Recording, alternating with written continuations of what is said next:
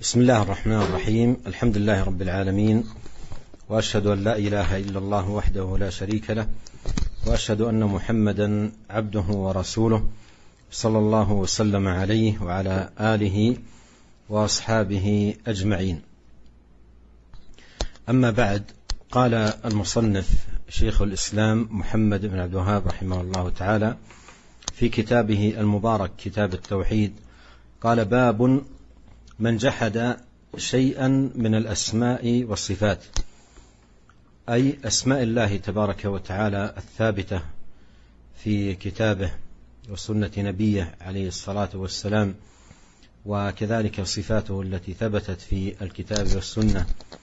وقد عقد هذه الترجمة لبيان حكم من جحد شيئا من أسماء الله، ولو كان الذي جحده اسما واحدا أو صفة واحدة من صفات الله تبارك وتعالى الثابتة في الكتاب والسنة.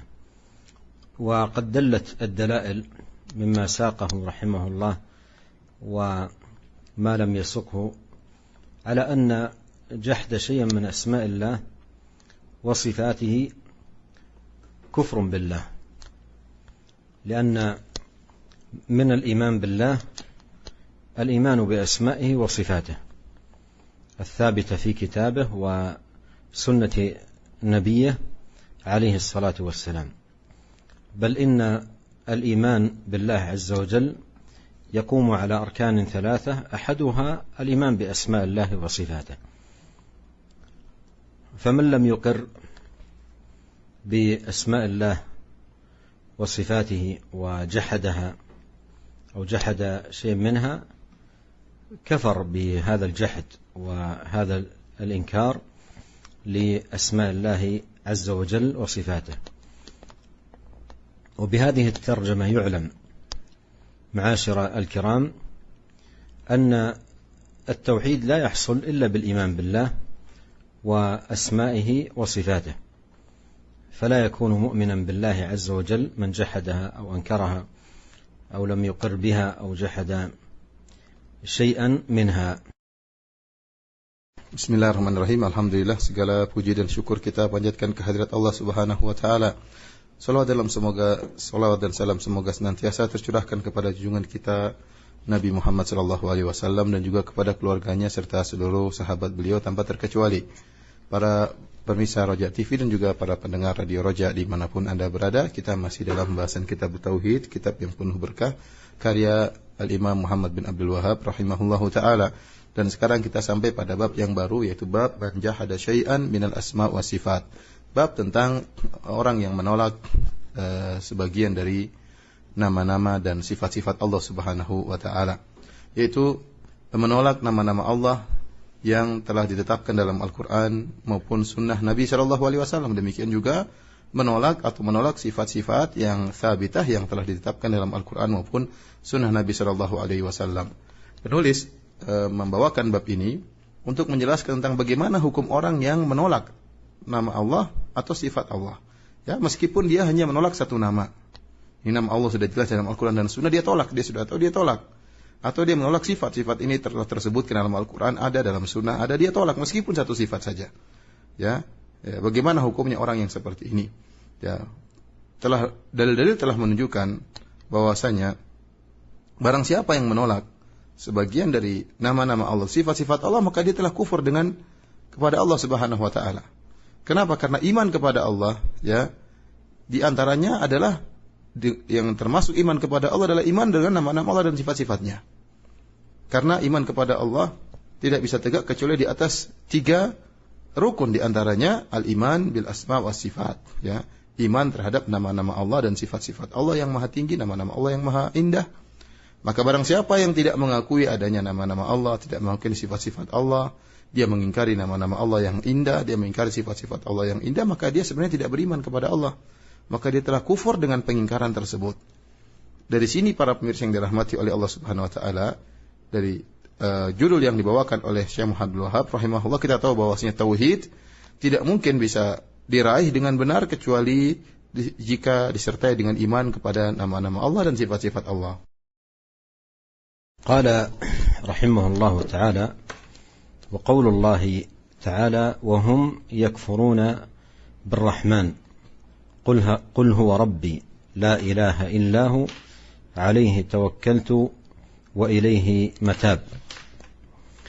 هذه الآية أوردها رحمه الله تعالى لأنها صريحة الدلالة على كفر من جحد ولو اسما واحدا، لأن الله عز وجل سمى جحد المشركين لاسم الله الرحمن على وجه المعاندة والعناد، سمى ذلك كفرا. قال: وهم يكفرون، وهم أي المشركون الكفار يكفرون بالرحمن، يكفرون بالرحمن. والمراد أن بعض كفار قريش جحد هذا الاسم عنادا، جحد هذا الاسم عنادا على وجه العناد، فسمى الله سبحانه وتعالى هذا الجحد عنادا كفرا. والله عز وجل يدعى بأسمائه الثابتة، كما قال الله في تقرير الأمر نفسه: قال: قل ادعوا الله أو ادعوا الرحمن أيما تدعوا فله الأسماء الحسنى. فلا وجه لجحد شيء منها، هذه كلها أسماء لله، والله سبحانه وتعالى يدعى بأسمائه، وأي اسم من أسمائه دعاه به العبد فقد دعا الله سبحانه وتعالى باسمه. قل ادعوا الله أو ادعوا الرحمن أيما تدعوا فله الأسماء الحسنى. الحاصل أن هذه الآية وهي قوله: وهم يكفرون بالرحمن، فيها دلالة واضحة على أن من جحد اسما من أسماء الله تبارك وتعالى فقد كفر، وهذا وجه دلالة الآية للترجمة. وقد قال الله عز وجل عقب ذلك: قل أي أيها النبي، لما قالوا هم يكفرون بالرحمن قال: قل أي أيها النبي هو ربي، أي هذا الرحمن سبحانه الذي كفرتم باسمه ربي لا إله إلا هو.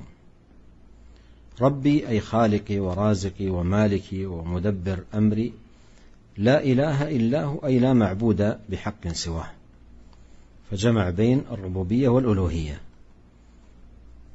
لا إله إلا هو أي لا معبود بحق سواه، عليه توكلت وإليه متاب، أي أموري كلها أفوضها إليه، وتوبتي إليه. إليه متاب أي وحده، التوكل لا يكون إلا عليه، والتوبة لا تكون إلا إليه، فكل منهما عبادة، كل منهما عبادة، التوكل عبادة والتوبة عبادة، وكل منهما لا يصرف إلا لله. عليه توكلت أي وحده، وإليه متاب أي وحده. والشاهد من الآية للترجمة قوله: يكفرون بالرحمن، أن سمى سبحانه وتعالى جحدهم لهذا الاسم عنادا كفرا. Para pemirsa yang dirahmati oleh Allah Subhanahu wa taala, kemudian penulis membawakan ayat yang merupakan dalil, yaitu firman Allah Subhanahu wa taala yang menjadikan dalil akan judul yang beliau buat tentang hukum orang yang mengingkari sebagian dari nama-nama Allah dan sifat-sifatnya. Wa qaulullahi ta'ala, Allah berfirman: wa hum yakfuruna birrahman, dan mereka, yaitu sebagian orang-orang musyrikin, orang kafir Quraisy, yakfuruna birrahman, mereka kufur kepada Ar-Rahman. Qul huwa rabbi la ilaha illa huwa alaihi tawakkaltu wa ilaihi matab. Katakanlah wahai Muhammad, sungguhnya dia adalah Rabbku, tidak ada sembahan yang berhak disembah kecuali dia, dan aku bertawakal kepadanya dan aku bertobat kepadanya. Para pemirsa yang dirahmati oleh Allah Subhanahu wa taala, ayat ini dibawakan oleh penulis karena sangat jelas dalilnya tentang kufurnya orang yang mengingkari nama Allah Subhanahu wa taala. Ya, karena Ayat ini menjelaskan ada sebagian orang-orang musyrikin dari orang-orang kafir Quraisy yang mereka mengingkari nama Ar-Rahman. Ya, mereka mengingkari, ya. Mereka menolak nama Ar-Rahman. Mereka tahu Allah Subhanahu wa taala, namun mereka tidak mau menerima nama Allah Ar-Rahman. Mereka tidak mau menerima. Ya. Dan yang diingkari sini satu nama. Ya, satu nama. Oleh karenanya Allah menamakan mereka kata Allah, wa hum yakfuruna bir-Rahman. Mereka kufur kepada Ar-Rahman. Allah menamakan perbuatan mereka mengingkari nama Ar-Rahman dengan kekufuran dan kekufuran. Meskipun yang mengingkari cuma satu nama. Ya, yaitu Allah mengatakan wa hum yakfuruna bir-Rahman. Mereka kufur kepada Ar-Rahman. Ya, mereka mengingkari nama Ar-Rahman ini karena inat, karena ngayal. Mereka mengatakan Ar-Rahman itu tidak ada, ya. Dan pengingkaran ini dinamakan oleh Allah dengan sebuah kekufuran. Dan Allah Subhanahu wa taala diseru dengan nama-nama Allah yang indah, dengan nama apapun, apakah Ar-Rahman ataukah yang lainnya, selama itu adalah nama-nama Allah yang telah tetap dalam Al-Quran dan Sunnah, maka boleh seorang menyeru dengan nama-nama tersebut. Qul Allah awidu Ar-Rahman ayyama tad'u falahul asmaul husna. Kata Allah, katakanlah, berdoalah kepada Allah atau berdoa kepada Ar-Rahman, nama apa saja yang kalian minta, kalian seru, maka Allah memiliki nama-nama yang indah. Kita boleh menyeru Allah dengan nama Allah, nama Ar-Rahman atau nama-nama yang lainnya dari nama-nama Allah yang indah. Ya, ini maksud ayat tersebut. Artinya dengan nama apapun seorang hamba boleh menyeru Allah. Ya, boleh dia memanggil Allah dengan Allah, boleh dengan Ar-Rahman atau yang lainnya. Kenapa? Selama itu merupakan nama-nama Allah yang indah, maka dia telah menyeru kepada Allah. Nah, mereka sebagian orang kafir Quraisy, mereka menolak satu nama Ar-Rahman, mereka tidak terima. Mereka terima nama Allah, tapi Ar-Rahman mereka tidak terima. Intinya, para pemirsa yang dirahmati oleh Allah Subhanahu wa taala, ayat ini memberikan dalil yang sangat tegas, ya, sangat jelas bahwasanya barang siapa yang menolak salah satu dari nama-nama Allah, maka dia telah kufur. Ya, maka dia telah kufur. Inilah kenapa Syekh Abdul Wahab rahimahullah penulis bawakan ayat ini di awal bab ini. Kemudian setelah itu Allah berfirman, wa hum yakfuruna bir-Rahman, mereka kafir kepada Ar-Rahman. Qul huwa rabbi, katakanlah wahai Muhammad, Ar-Rahman itu adalah Rabbku. Ar-Rahman dialah Allah, dialah Rabbku, adalah Rabbku. La ilaha illa huwa, tidak ada sembahan yang berhak disembah kecuali Dia. Alaihi tawakkaltu alaihi matab. Hanya kepada Allah lah aku bertawakal dan hanya kepada Allah lah aku bertobat. Di sini Allah memerintahkan Nabi untuk berkata, setelah mereka orang-orang musyrikin mengingkari Ar-Rahman, katakanlah huwa rabbi, Ar-Rahman itu adalah Ar-Rahman yang kalian kafir kepadanya adalah Rabbku. Rabbku artinya apa? Dialah penciptaku, dialah pemberi rezeki kepadaku, dialah pemilikku, dialah yang mengatur urusanku. La ilaha illa huwa, tidak ada yang berhak disembah kecuali Allah Subhanahu wa taala. Di sini Allah merintahkan Nabi untuk mengumpulkan antara tauhid rububiyah dengan tauhid al-uluhiyah. Ya. Kemudian setelah itu alaihi tawakkaltu, yaitu aku menyerahkan, bertawakal kepada Allah, aku menyerahkan segala urusanku kepada Allah Subhanahu wa taala.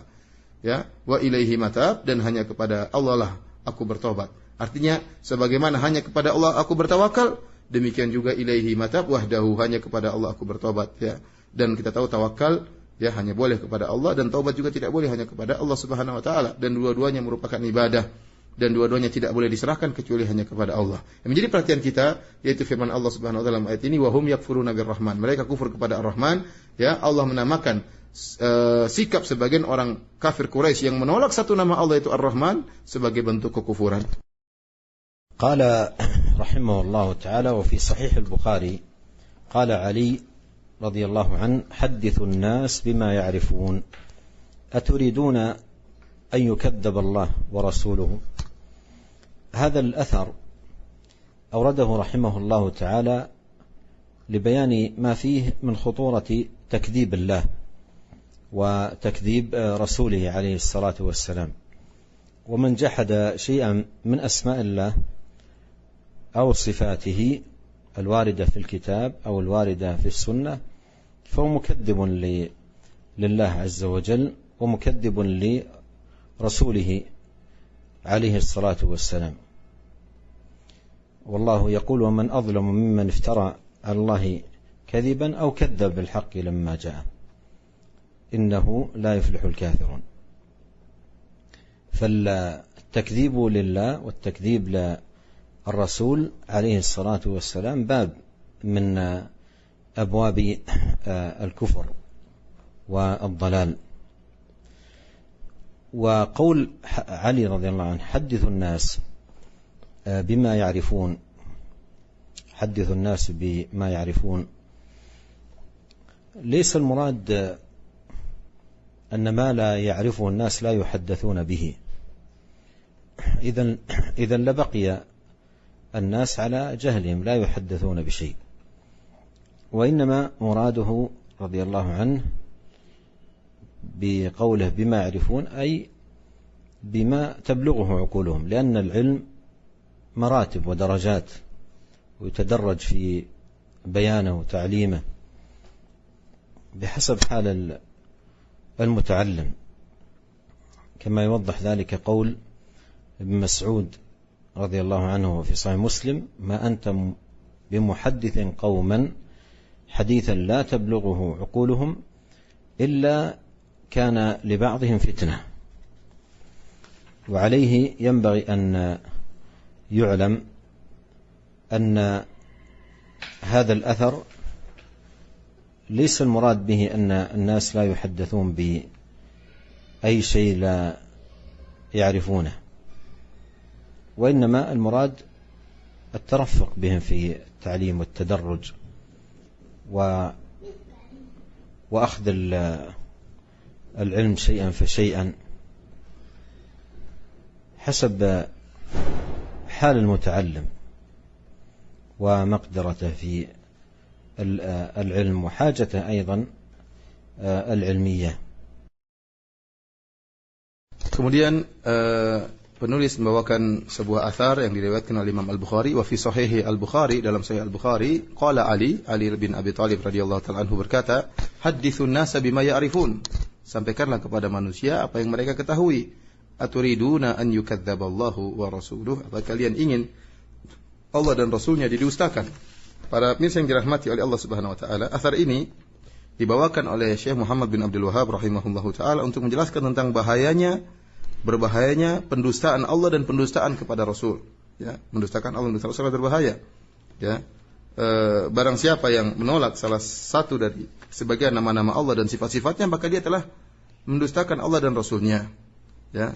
Dan ini adalah perkara yang sangat berbahaya. Allah Subhanahu wa taala berfirman, "Wa man adzlamu mimman iftara 'ala Allahi kadziban aw kadzdzaba bi ayatihi innahu la yuflihul kafirun." Ya. Siapa yang lebih zalim dari orang yang berbuat dusta kepada Allah atau mendustakan ayat-ayatnya? Sungguhnya dia adalah tidak beruntung orang-orang yang kufur. Oleh karenanya, bukanlah maksud dari athar ini, ya kalau kita terjemahkan secara letterlike ya, hadithun nasa bima ya'rifun, sampaikanlah kepada manusia dengan apa yang mereka ketahui. Sebagian orang menyangka maksudnya kalau orang tidak ketahui jangan disampaikan. Kalau begitu dipahami, yang tidak diketahui masyarakat tidak boleh disampaikan. Kalau begitu orang-orang akan terus jahil, nggak ngerti. Bukan maksudnya demikian. Bukan kita hanya menyampaikan yang mereka mengetahui saja. Kalau tidak mengetahui tidak usah kita sampaikan. Bukan begitu maksud dari athar ini.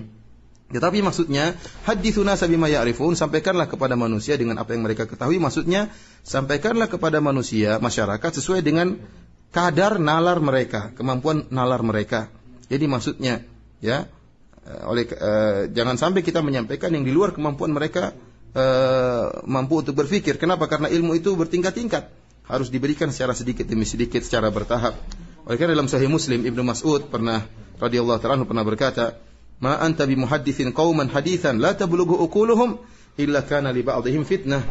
Kata Ibnu Mas'ud radhiyallahu ta'ala anhu, tidaklah engkau menyampaikan suatu hadis atau suatu pembicaraan ya kepada masyarakat yang ternyata nalar mereka tidak sampai, kecuali akan menjadi fitnah bagi sebagian yang lain. Dari sini kita tahu bahwasanya athar ini maksudnya bukanlah kita tidak menyampaikan apa yang masyarakat tidak tahu, justru yang mereka tidak tahu harus kita ajari. Ya, tetapi maksudnya tatkala kita menyampaikan apa yang mereka tidak pahami, kita sampaikan secara pelan-pelan, secara bertahap. Karena ilmu itu bertahap, bertingkat-tingkat, dipelajari sedikit demi sedikit, dan yang diajari kita berikan secara bertahap sesuai dengan kondisi orang yang belajar, bagaimana kondisinya, bagaimana kemampuannya dan apa yang dia butuhkan. Qala rahimahullah ta'ala وروى عبد الرزاق عن معمر عن ابن طاووس عن أبيه عن ابن عباس رضي الله عنهما أنه رأى رجلا انتفض لما سمع حديثا عن النبي صلى الله عليه وسلم في الصفات استنكارا لذلك، فقال: ما فرقوا هؤلاء يجدون رقة عند محكمه ويهلكون عند متشابهه. هذا الأثر المروي عن هذا الصحابي الجليل عبد الله بن مسعود بن عباس رضي الله عنهما قاله بهذه المناسبة، وهو أن لو كان في مجلسه رضي الله عنه نفر ممن يحضرون مجلسه من عامة الناس، لأن طالب العلم حسن الطلب له لا يقع منه مثل ذلك، إذ سمعوا شيئا من الأحاديث التي يرويها متعلقة بذكر شيء من صفات الرب سبحانه وتعالى، فانتفض أحدهم، رأى رجلا انتفض يعني اضطرب وارتعد، وهذا الاضطراب والارتعاد بسبب ما قام في قلبه من إنكار، استنكر بسبب جهله وقلة علمه هذا الذي يرويه ابن عباس. وهذا الاستنكار مبني عن جهل فلا عبرة به. كثير من العوام بسبب جهله يستنكر أحيانا أمور معلومة من الدين بالضرورة، لكنه جاهل بدين الله ولا يعرف دينه، فيذكر له شيء من أمور الدين فيستنكر، وربما يستبعد أن يكون لجهله. فالحاصل أن هذا الرجل انتفض يعني ارتعد استنكارا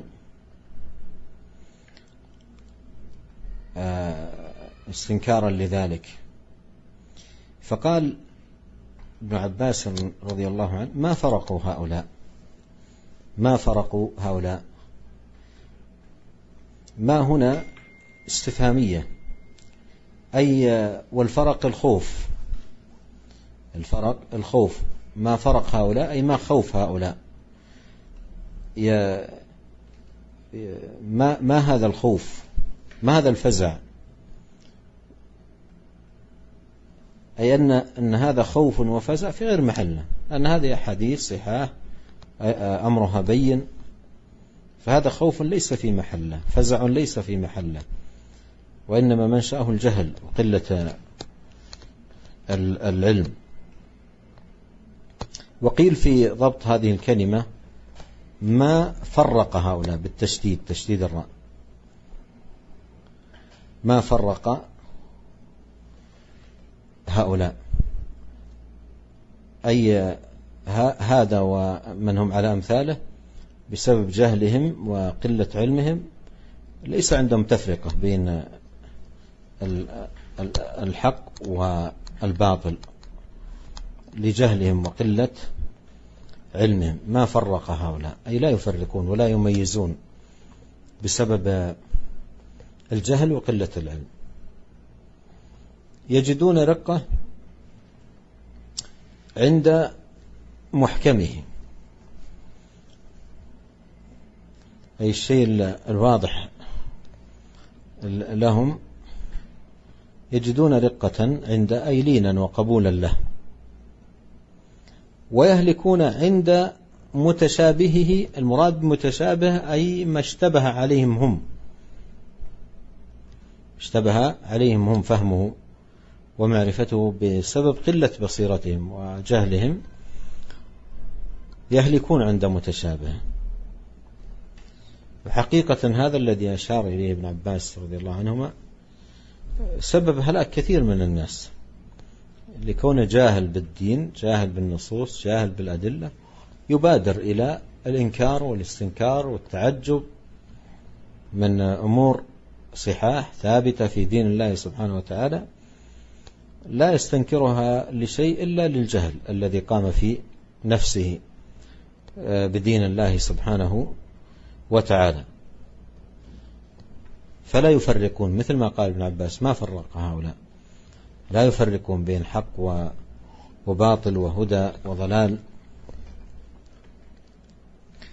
الحاصل أن هذا الذي ذكره ابن عباس رضي الله عنهما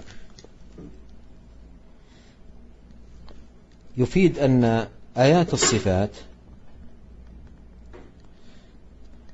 وحديث الصفات لا بأس أن تذكر في مجالس العوام تعليما لهم وإرشادا وتوجيها، وأن من استنكر شيئا صحيحا فاستنكاره بسبب جهله وعدم تفريقه بين حق وباطل، وينبغي أن ينكر عليه هذا الاستنكار مثل ما أنكر ابن عباس على هؤلاء. وأيضا فيه دلالة على أن الذي ينكر شيء من أسماء الله وصفاته بسبب اشتباهها عليه من الهالكين، لأن ابن عباس قال ويهلكون عند متشابهة، لأن الواجب الإيمان، واجب الإيمان حتى لو لم يحصل له تمام الفهم يؤمن، آمنا بالله وبما جاء عن الله على مراد الله، وآمنا برسول الله صلى الله عليه وسلم على مراد رسول الله بما جاء عنه على مراده صلوات الله وسلامه وبركاته عليه. Para pemirsa yang dirahmati oleh Allah Subhanahu wa taala, kemudian penulis membawakan suatu riwayat yang diriwayatkan oleh Abdul Razzaq dari Ma'mar an Ibni Tawus an Abihi an Ibni Abbas radhiyallahu taala anhuma. Riwayat yang dibawakan oleh Ibnu Abbas radhiyallahu taala anhuma, annahu ra'a rajulan intafadha lamma sami'a haditsan 'ani Nabi sallallahu alaihi wasallam fi sifat instikaran lidzalik. Ya, Ibnu Abbas melihat ada seorang laki yang dia seperti gemetar ya tatkala mendengar suatu hadis dari Nabi sallallahu alaihi wasallam tentang sifat-sifat Allah. Kenapa dia kayak gelisah? Kenapa istingkaran lidzalik? Dia mengingkari disampaikannya hadis tentang sifat-sifat Allah. Maka Ibnu Abbas berkata, "Ma faraku haula." Ya. Nanti kita jelaskan di antara makna faraku itu ada dua tafsiran sebagaimana dijelaskan oleh Syekh Abdul Razzaq, nanti akan kita sebutkan ya. Ya. Yajiduna riqatan inda muhkamihi wa yahlikuna inda mutasyabihi. Mereka ini kalau mendengar hadis-hadis yang jelas ya mereka terima, tapi kalau tatkala mendengar hadis-hadis yang mereka tidak jelas ya maka mereka pun binasa. Selesai riwayat dari Ibnu Abbas radhiyallahu taala anhuma. Para pemirsa yang dirahmati oleh Allah Subhanahu wa taala, riwayat ini ya dibawakan oleh sahabat Ibnu Abbas di suatu kejadian, yaitu biasa ada orang-orang yang hadir di majelis beliau memiliki majelis ilmu. Ya, ada para penuntut ilmu. Kalau penuntut ilmu adalah murid-murid Ibnu Abbas, tentunya tidak akan timbul seperti ini. Tetapi di majelis beliau juga ada orang-orang awam yang masih bodoh, yang tidak ngerti.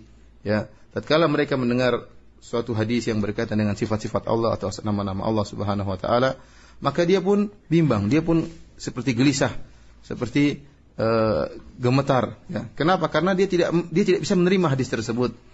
Kenapa dia tidak bisa terima? Dia mengingkari karena ada kebodohan dalam hatinya. Tidak punya ilmu, ya.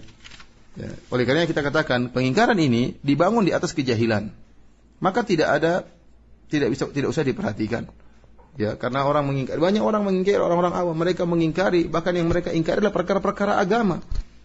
Kenapa mereka ingkari? Karena mereka nggak tahu, mereka nggak ngerti. Bahkan terkadang yang diingkari oleh masyarakat adalah perkara-perkara yang sangat jelas. Bahwasanya dia maklum minad din bid-darurah, itu perkara yang sangat jelas, ini perkara agama diingkari oleh mereka. Kenapa? Karena ketidaktahuan, karena kebodohan. Oleh karenanya lelaki ini yang dia kemudian seperti marah atau seperti gemetar karena mengingkari hadis tentang sifat yang dibawakan Ibnu Abbas radhiyallahu ta'ala anhuma, ya, maka Ibnu Abbas pun mengingkari pengingkarannya. Kata Ibnu Abbas radhiyallahu ta'ala anhuma, ma faraku haula, yaitu kenapa mereka takut, kenapa mereka kaget ketika dibacakan hadis Nabi sallallahu alaihi wasallam tentang sifat. Ya, kekagetan ini, ketakutan ini tidak pada tempatnya. Kenapa mesti kaget? Ya.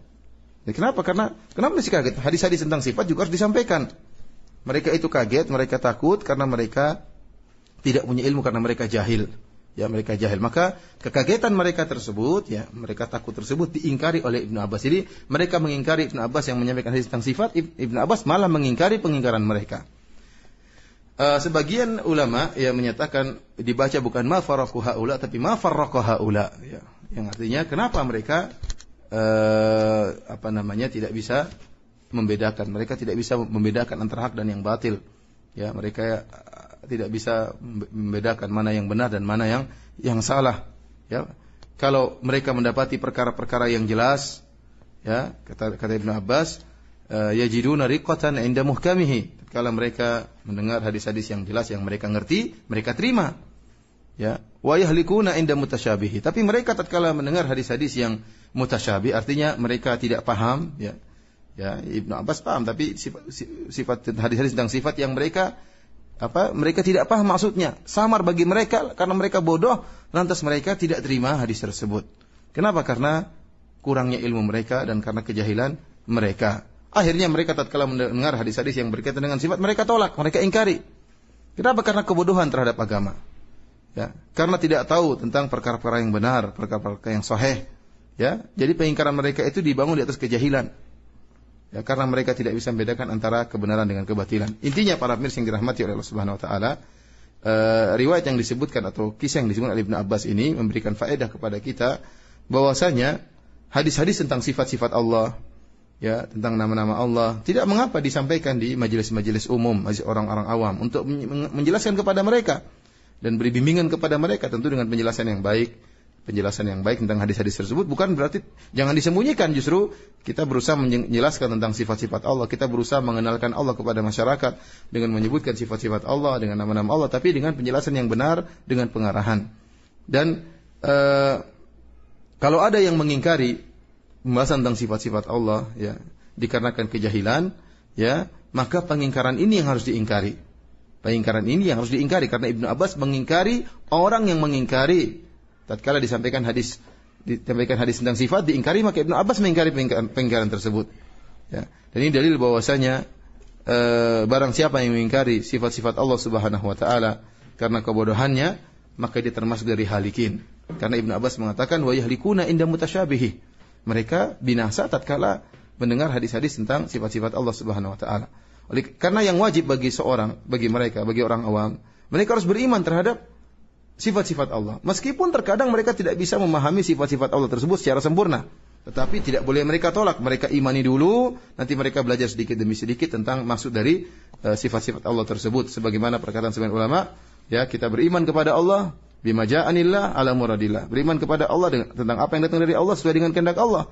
Kemudian kita beriman kepada Rasulullah dengan apa yang datang dari Rasulullah SAW sesuai dengan kehendak Rasulullah SAW. قال رحمه الله تعالى: ولما سمعت قريش رسول الله صلى الله عليه وسلم يذكر الرحمن أنكروا ذلك فأنزل الله وهم يكفرون بالرحمن قال هذا أورده رحمه الله بيانا لسبب النزول الآية التي قدمها في صدر هذه الترجمة،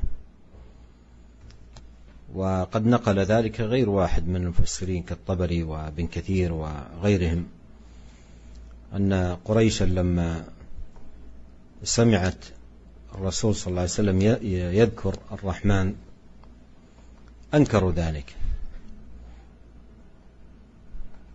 وقالوا وما الرحمن، فأنزل الله وهم يكفرون بالرحمن.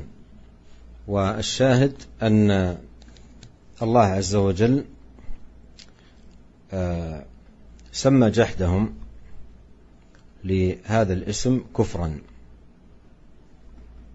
سمى ذلك كفرا.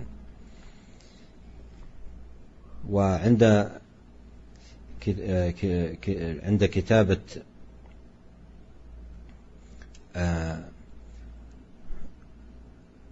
في أول كتابة الصحيفة لما أرادوا الكتابة قال النبي عليه الصلاة والسلام: بسم الله الرحمن الرحيم.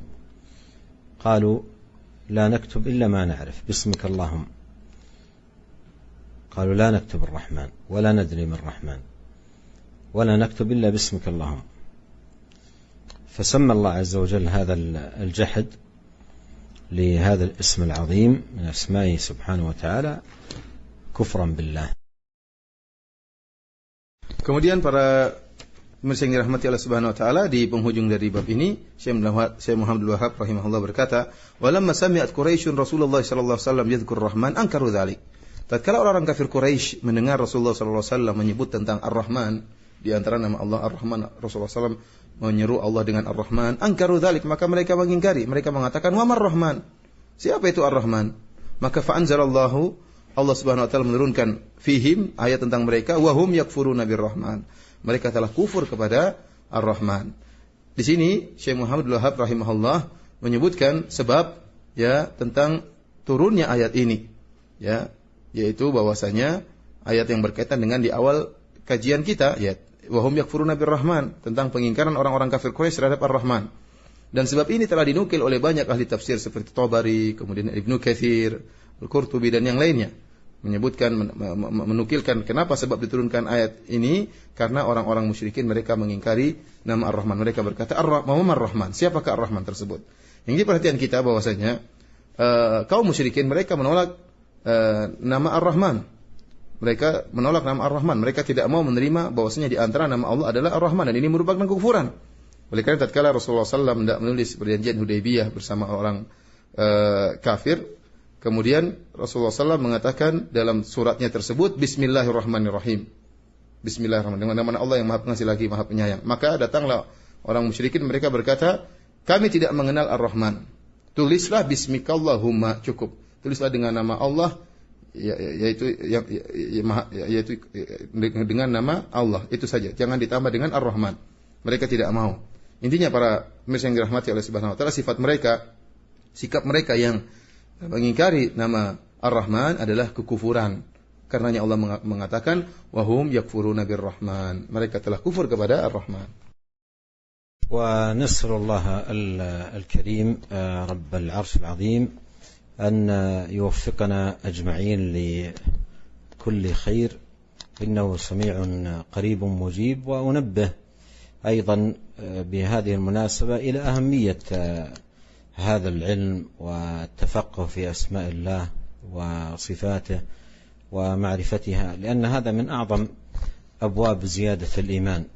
ومن كان بالله أعرف كان منه أخوف، ولعبادته أطلب، وعن معصيته أبعد.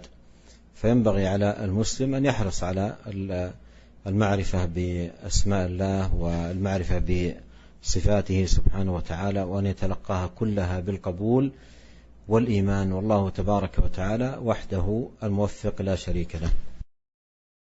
Di akhir pengajian ya, kita mohon kepada Allah Subhanahu wa taala ya untuk senantiasa memberikan taufik kepada kita semua dan menunjukkan kepada kita jalan yang benar, dan agar Allah Subhanahu wa taala mengampuni dosa-dosa kita.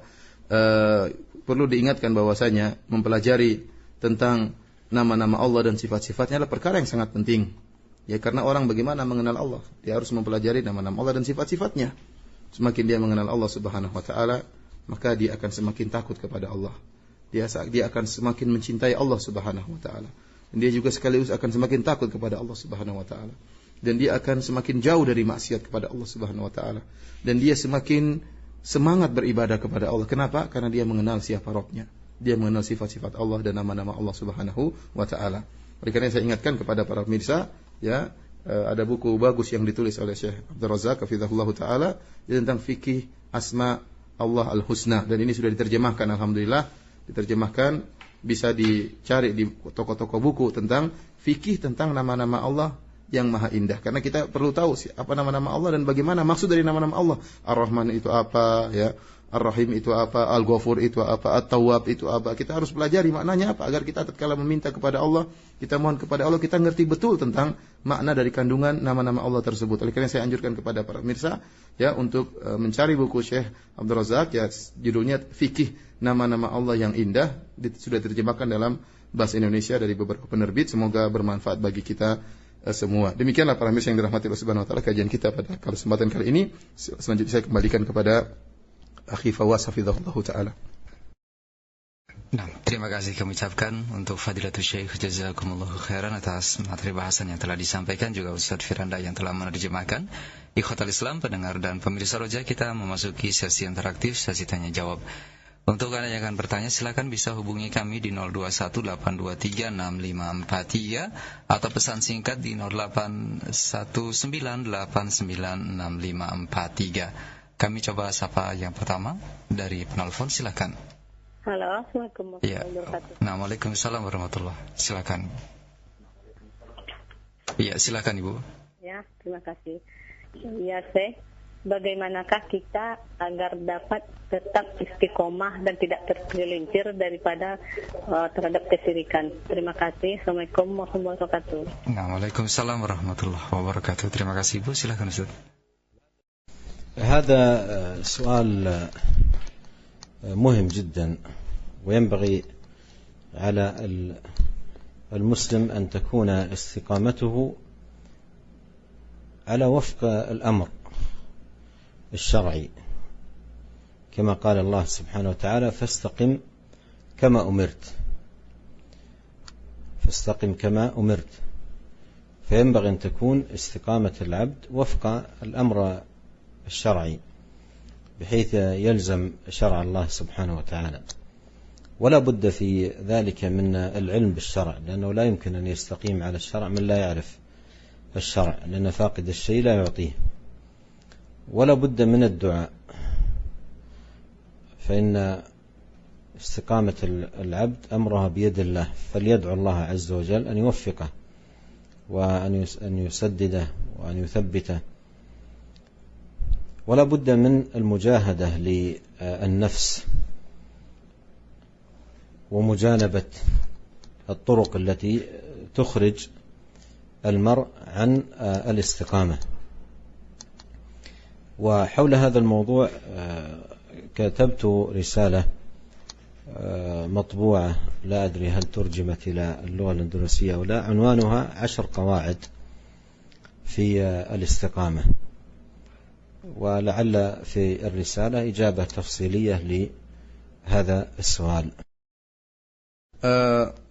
Kata beliau, ini pertanyaan sangat penting ya. Seorang berusaha untuk istiqomah ya, dan harus setiap muslim ingat bahwasanya kalau dia hendak istiqomah dia itu harus sesuai dengan syariat, sesuai dengan perintah yang disyariatkan. Kenapa? Karena Allah berfirman, "Fastaqim kama umirt." Istiqomahlah engkau wahai Muhammad sebagaimana kau diperintahkan. Kita tidak boleh istiqomah dengan cara kita, tidak. Tapi kita beristiqomah dengan apa yang diperintahkan oleh Allah Subhanahu wa taala, yaitu yang sesuai dengan syariat. Oleh karena seorang istiqomah yaitu dengan melazimi syariat. Nah, bagaimana cara istiqomah? Yang pertama harus belajar. Bagaimana kita mau istiqomah dengan syariat sementara kita tidak punya ilmu tentang syariat itu apa yang harus kita pegangi? Ya, seperti kata pepatah, faqidu syai' la yu'ti, orang yang tidak tahu bagaimana dia memberikan ya. Bagaimana orang mau beristiqomah dengan syariat sementara syariat dia tidak ngerti. Oleh karenanya suatu perkara yang sangat lazim yang pertama bagi orang untuk ingin istiqomah, dia harus belajar. Sehingga dia tahu mana ilmu, mana syariat yang harus dia lazimi. Yang kedua, berdoa, ini yang sangat penting. Karena istiqomah itu adalah anugerah dari Allah Subhanahu wa taala. Seorang mohon kepada Allah agar diberikan istiqomah. Kalau Allah menghendaki si fulan istiqomah, Allah akan berikan. Oleh karenanya kita mohon kepada Allah Subhanahu wa taala agar Allah mengkokohkan hati kita, agar Allah senantiasa beri taufik kepada kita, agar Allah mengampuni dosa-dosa kita sehingga kita terus melazimi istiqomah ya, karena diberikan anugerah oleh Allah Subhanahu wa taala. Kemudian yang ketiga, al-mujahadah, bersungguh-sungguh ya, bersungguh-sungguh terhadap jiwa, melawan jiwa, tidak mengikuti nafsu yang disuruh oleh nafsu jiwa kita, dan menjauhi segala jalan-jalan yang bisa ya mengeluarkan seorang dari istiqomah. Ya. Ini pembahasan tentang istiqomah adalah pembahasan yang penting, namun pembahasan yang panjang, dan Syekh menulis sebuah buku. Buku ini enggak tahu sudah diterjemahkan atau belum, ya, tentang Asyru Qawaid fil Istiqomah, tentang 10 kaidah dalam masalah istiqomah. Dan kalau ada buku ini, maka ini insyaallah akan menjelaskan pertanyaan dari Ibu dengan jawaban yang terperinci. Wallahu a'lam bishawab. Terima kasih kami ucapkan atas jawaban dan nasihat yang disampaikan oleh Fadilatul Syekh. Demikian Ibu di pertanyaan pertama. Kita berikan kesempatan yang kedua. Silakan. Halo, Assalamualaikum. Waalaikumsalam warahmatullahi. Dari mana Pak? Dari hamba Allah di Kerinci. Ya, silakan Pak. Saya ingin menanyakan amalan apa yang harus kita lakukan agar kita di akhirat kelak bisa mendapat cahaya sebesar gunung dan bisa berjalan secepat kedipan mata pada saat melewati sirat di atas neraka jahanam. Iya. Baik. Assalamualaikum. Waalaikumsalam warahmatullahi wabarakatuh. Terima kasih pertanyaannya. Silakan. السؤال نظير السؤال السابق. والدين دين الله سبحانه وتعالى وشرعه الذي شرعه وأمر عباده به يحتاج هو نور، وكذلك أوحينا إليك روحا من أمرنا ما كنت تدري ما الكتاب ولا الإيمان ولكن جعلناه نورا. فالشرع نور يضيء لصاحبه طريق الظلمات، وتحصيل هذا النور يحتاج من العبد إلى عناية بمعرفة الشرع تعلما، وأيضا يحتاج إلى عمل بالشرع. وكل ما ازداد حظا من العلم الشرعي علما وعملا زاد حظه من النور. والعبادات الدينية مثلا الصلاة نور، والصدقة ضياء، والأعمال الدينية والعبادات الدينية كلما زاد حظه منها زاد حظه من النور. فإذا أراد لنفسه الحظ الكبير من النور فليستكثر من الصالحات والعبادات وليجاهد نفسه عليها مع حسن التفقه والتعبد لله سبحانه وتعالى بما شرع، وهو وحده سبحانه وتعالى الموفق. Ini soal ini juga sama seperti mirip-mirip seperti soal sebelumnya, ya. Syekh menjelaskan bahwasanya agama Islam, ya, syariat yang disyariatkan oleh Allah Subhanahu wa taala, ya, yang Allah perintahkan para hamba-hambanya untuk dijalankan adalah cahaya, ya. Ya, Allah menyebutkan dalam Al-Qur'an walakin ja'alnahu nuran, akan tapi kami jadikan dia sebagai cahaya. Jadi syariat itu merupakan cahaya. Maka seorang yang hendak mendapatkan cahaya, ya, maka dia harus berusaha belajar tentang syariat ini dan juga mengamalkannya. Dia harus punya perhatian terhadap syariat, dan dia harus punya perhatian untuk belajar, punya perhatian untuk beramal. Semakin dia mendapatkan ilmu tentang syariat dan semakin dia mengamalkan syariat, maka akan semakin dia mendapat bagiannya dari cahaya, ya. Oleh karenanya ibadat-ibadat Rasulullah SAW menjelaskan juga cahaya. Contohnya Rasulullah SAW mengatakan as-salatu nur, salat adalah cahaya. Sadaqah apa? Dhiya, bahwasanya sedekah adalah juga cahaya. Jadi Rasulullah SAW sebutkan bahwasanya sebagian ibadah disifati dengan cahaya. Oleh karenanya barang siapa yang ingin mendapatkan bagian cahaya paling banyak di akhirat kelak, maka hendaknya dia berusaha semakin berilmu dan semakin beramal di dunia ini, karena ilmu dan amal itu sendiri merupakan cahaya yang akan menjadi cahaya baginya di dunia maupun di akhirat, ya. Makanya sesuai dengan kadar kita belajar dan beramal, kita akan mendapatkan cahaya tersebut di akhirat kelak. Nah, terima kasih atas jawaban dan nasihat yang disampaikan. Kami angkat pertanyaan dari pesan singkat dari seorang penanya yang tidak menyebutkan nama. Assalamualaikum warahmatullahi wabarakatuh. Ya Syekh, mohon penjelasan tentang dalil terhadap adanya tauhid asma wa sifat, karena sebagian dari saudara muslim di negeri ini menyampaikan bahwa pembagian tauhid yang menjadi 3, rububiyah, uluhiyah, dan asma wa sifat adalah perkara baru dan baru dikenal pada zaman Syekhul Islam Ibnu Taimiyah rahimahullah dan tidak dikenal di kalangan salaf. Mohon penjelasan terhadap hal ini. Terima kasih. Jazakumullahu khairan. من يقول هذا الكلام هو حقيقة لا يعرف التوحيد ولا يعرف التاريخ، لا يعرف التوحيد في ضوء ما جاء في الكتاب والسنة، ولا يعرف أيضا التاريخ، ولهذا تنشأ مثل هذه الكلمات من بعض من لا يعرفون ولا يفهمون. وإلا من كان على علم بالتوحيد في ضوء أدلته في كتاب الله سبحانه وتعالى وسنة نبيه صلى الله عليه وسلم لا يرتاب في هذه القسمة للتوحيد إلى 3 أقسام، لأن هذه الأقسام 3 أخذت بالاستقراء والتتبع لكلام الله وكلام رسوله، نظير كثير من الأمور التي أخذت بالاستقراء، والاستقراء التام حجة معتبرة عند أهل العلم. فهذه أمور أخذها أهل العلم من كتاب الله وسنة نبيه صلوات الله وسلامه وبركاته عليه، ودلائلها كثيرة. وأما من يقول أن لم توجد إلا في عهد ابن تيمية وأنها قبل ابن تيمية لا تعرف، هذا أيضا لا يعرف التاريخ، تاريخ العلم والعلماء وكتابات أهل العلم. ولي رسالة في هذا الباب، بل رسالتان في هذا الباب، إحداهما اسميتها المختصر المفيد في دلائل أقسام التوحيد، ونقلت فيها أقوالا كثيرة عن علماء قبل ابن تيمية رحمه الله، ونصوا على هذه الأقسام الثلاثة، كلهم نصوا على هذه الأقسام الثلاثة في كتبهم المعروفة قبل ابن تيمية بأزمنة. ولهذا أقول أن الذي يقول مثل هذا الكلام هو في الحقيقة لا يعرف التوحيد من جهة، وأيضا لا يعرف التاريخ من جهة أخرى.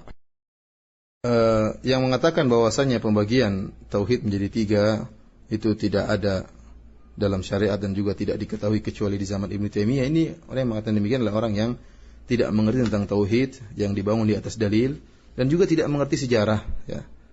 Oleh karenanya dia ngomong seperti ini. Kenapa dia tidak pernah belajar tauhid secara dibangun di atas dalil, ya, Al-Quran dan Sunnah, ya. Bukan caranya dia belajar tauhid mungkin dengan ilmu-ilmu yang lain, ilmu kalam dan yang lain, tapi dia al-tauhid di atas Al-Quran dan Sunnah. Kalau orang belajar tauhid di Al-Quran dan Sunnah, dia akan tahu bahwasanya tauhid terbagi menjadi 3. Demikian juga orang ini tidak mengerti tarikh, tidak mengerti sejarah.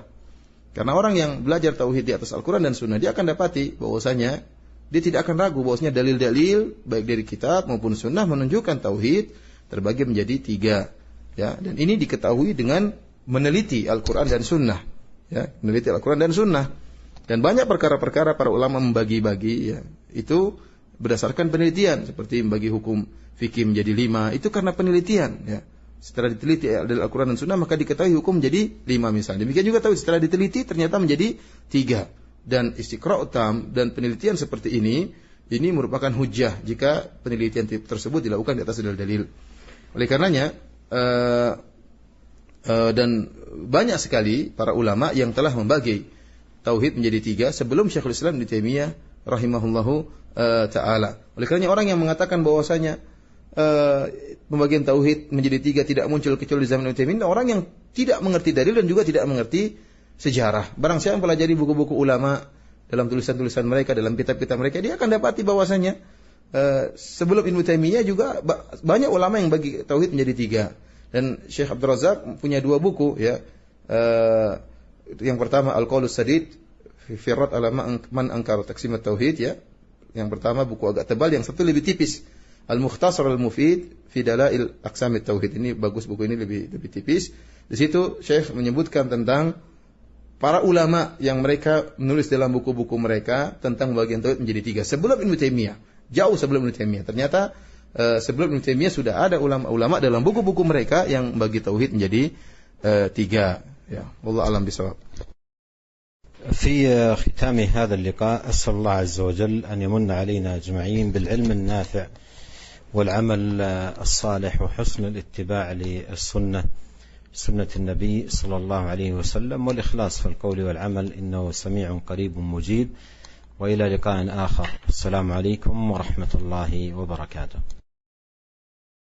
Di penghujung kajian kita kali ini, ya, kita memohon kepada Allah Subhanahu wa taala agar Allah Subhanahu wa taala senantiasa memberikan anugerahnya kepada kita berupa ilmu yang bermanfaat, dan agar Allah bisa menjadikan kita mengamalkan apa yang telah kita ilmui, dan Allah senantiasa memberikan taufiknya kepada kita, dan agar Allah menganugerahkan keikhlasan kepada kita semua. Semoga Allah Subhanahu wa taala mengabulkan apa yang kita mohonkan kepada Allah Subhanahu wa taala. Demikian, wabillahi taufik. Assalamualaikum warahmatullahi wabarakatuh.